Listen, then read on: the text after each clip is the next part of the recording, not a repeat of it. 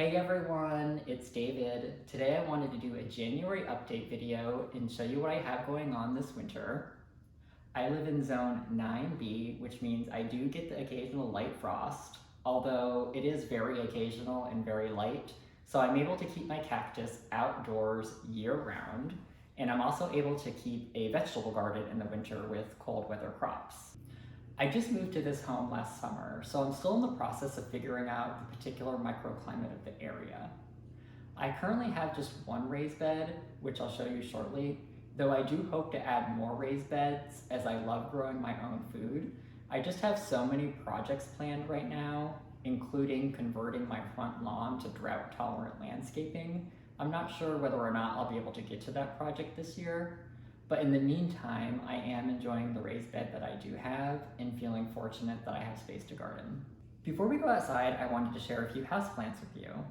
I love houseplants, and I think a big reason why is because I'm originally from Vermont, where there are freezing temperatures for literally more than half the year. So houseplants and growing plants under lights were one of the few activities that kept gardeners like me sane through the long winter months.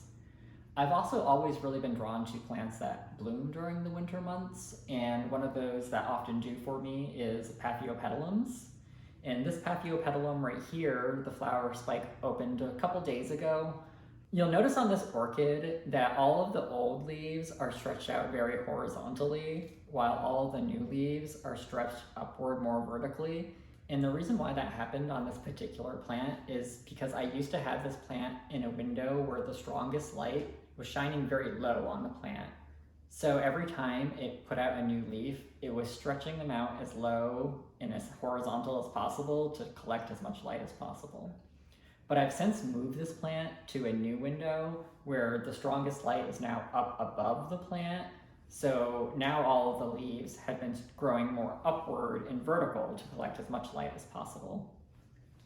And as I mentioned, this is a mottled leaf variety of Paphiopedilum, so it has these patterns on the leaves, which I prefer the mottled leaf variety as it has more interest throughout the year when the plant is not in bloom.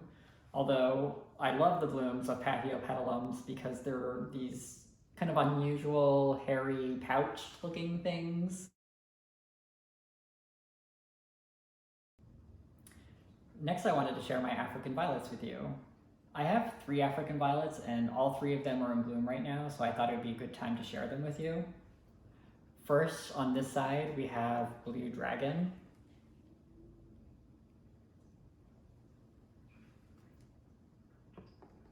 And then here in the middle, this one is called Powder Keg.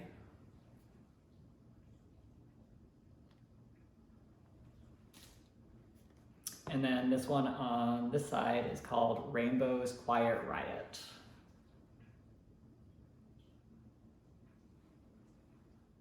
Now let's go in for a closer look at these African violets. This is Powder Keg. It has dark red flowers with white edges. Next is Blue Dragon. I wouldn't describe it as blue, but some shade of violet with whitish yellow frilly edges. This is Rainbow's Quiet Riot. It has darker violet semi-double blooms with white fantasy markings. I acquired these violets from the Violet Barn, which is a nursery that specializes in African violets. I also have a few Streptocarpus from them, which I'm sure those plants will make an appearance in future videos. Now let's go outside and take a look at where I keep my cactus for the winter and take a look at my winter vegetable garden. Now we're out at the raised bed, which I keep covered mostly to keep the birds out. And let's take a look inside. Down at the bottom left is parsley, and I have several different kinds of lettuce and cilantro over on this side. And those are radishes. And I do harvest quite regularly from this garden. At the top, we're seeing a couple different kinds of kale. And over on this side, which mostly looks empty, is actually all planted under with garlic, which are starting to sprout up now. And in the middle, we have cabbage. This bed measures 8 feet by 4 feet by 11 inches deep. Over on the side of the raised bed, I have a couple fabric pots with kale and a habanero from last summer, which is still holding onto its peppers now in January. These are quite hot, and I only use about 1 pepper a week, so these should last me a while longer. This is where I keep my cactus during the winter. It's a simple plastic-covered greenhouse that I have covered with a shade cloth. I generally keep the door open to prevent it from overheating. I mostly keep my cactus in here to keep them dry through the winter. Let's take a look. Here are the gymnoclyciums and a few other cactus that I showed in the last video. That spineless cactus is a domino cactus, a type of Echinopsis, and an epiphyllum.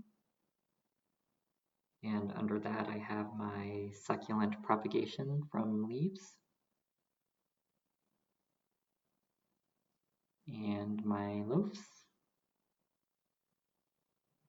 A little bit of everything on this shelf. I believe that's a Notocactus haselbergii,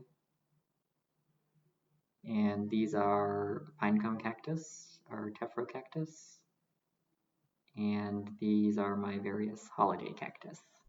Here are some Opuntia violacea Santa Rita cuttings I plan on planting in the ground this spring, as well as this Ferocactus glaucescens. And you can see my solar panel that runs the fan. And here's my Easter cactus that was originally my Mammillaria. We saw most of these coryphantha and Mammillarias in the last video.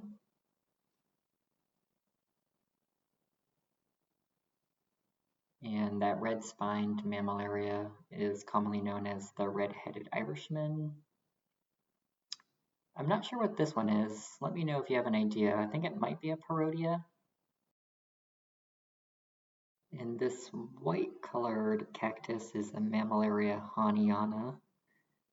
And also in bloom is this thimble cactus. And if the camera focuses, in the back there's a Pachypodium lamerei.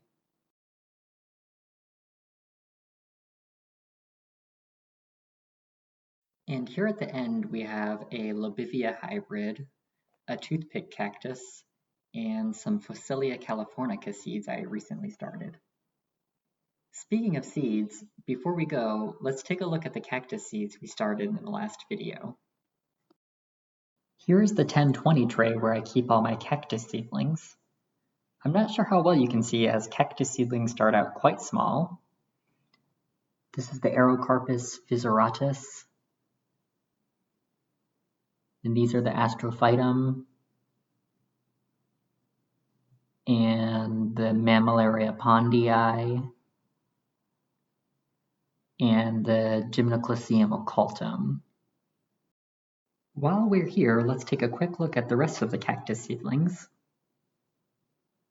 I'd also like to thank Heather for becoming my first subscriber and for sending me thoughtful suggestions and words of encouragement. If anyone else is interested in learning about plants, chatting about plants, and trading plants, be sure to subscribe. Thanks for watching. Bye!